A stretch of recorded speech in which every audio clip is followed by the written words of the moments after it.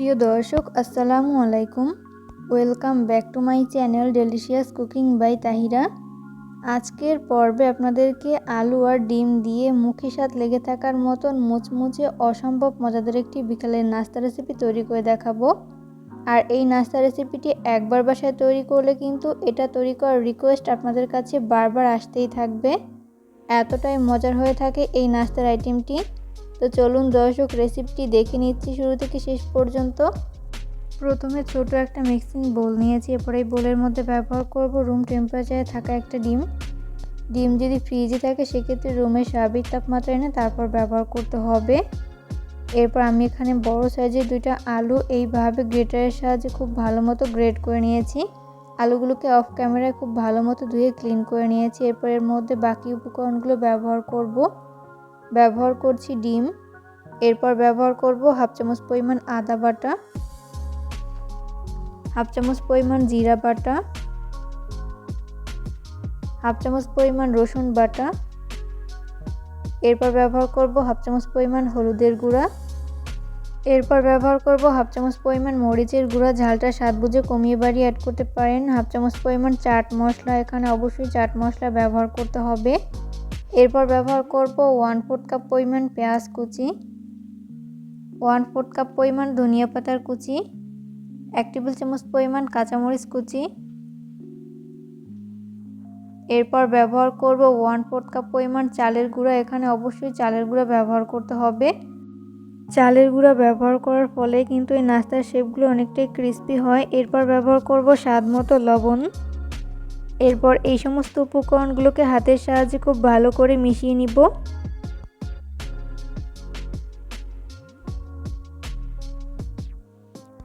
একটু সময় নিয়ে খুব ভালো করে মিশিয়ে নিতে হবে।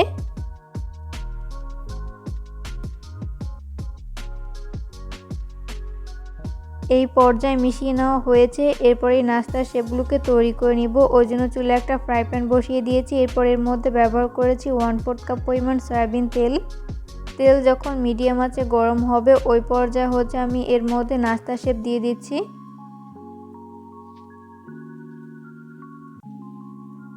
এইভাবে অল্প অল্প করে নাস্তা শেপ দিব আর এইভাবে হাত দিয়ে চারপাশে ছড়িয়ে দিব।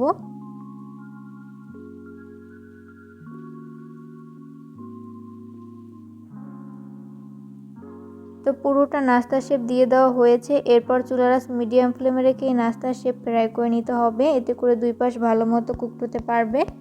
কোনোভাবেই চুলার আঁচ হাই ফ্লেমে রেখে এই নাস্তার শেপ ফ্রাই করা যাবে না, সেক্ষেত্রে উপর থেকে খুব দ্রুত কালার চলে আসবে, তবে ভেতরটা ভালো মতো কুকড হবে না, তাই লো আঁচে ভেজে নিতে হবে। এরপর একটা চামচের সাহায্যে এইভাবে ভাগ করে নিচ্ছি।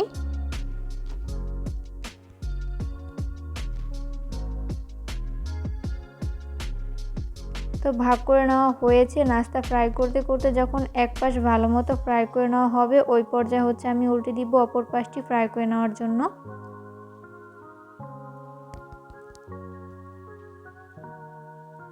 আর খুবই সাবধানে এই নাস্তা শেপ উল্টাতে হবে। নাস্তা শেপগুলো এই পর্যায়ে অনেকটাই নরম। চুলার আঁচ মিডিয়াম ফ্লেমে রেখে এই নাস্তা শেপগুলোকে ফ্রাই করতে আমার 5 মিনিটের মতো সময় লেগেছে, আপনাদের কম বা বেশি লাগতে পারে। উল্টে পাল্টে নাস্তার শেপগুলো যখন দুই পাশ খুব ভালো করে ভেজে নেওয়া হবে ওই পর্যায়ে আমি নাস্তার শেপগুলোকে তেল ঝরিয়ে তেল থেকে উঠিয়ে নিচ্ছি।